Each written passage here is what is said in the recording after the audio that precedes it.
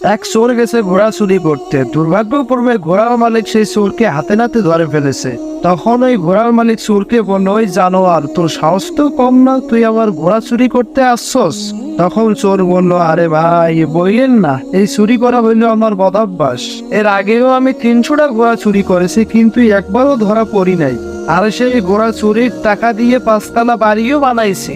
নিয়ত করছে আর চুরি করবো না, কিন্তু এইটা আমার বদভ্যাস হয়ে গেছে, বাদ দিতে পারি না। তখন সেই ঘোড়ার মালিক বলল, সর্বনাশ, বলো কি, ঘোড়া চুরির টাকা দিয়ে 5তলা বাড়ি বানাইছো?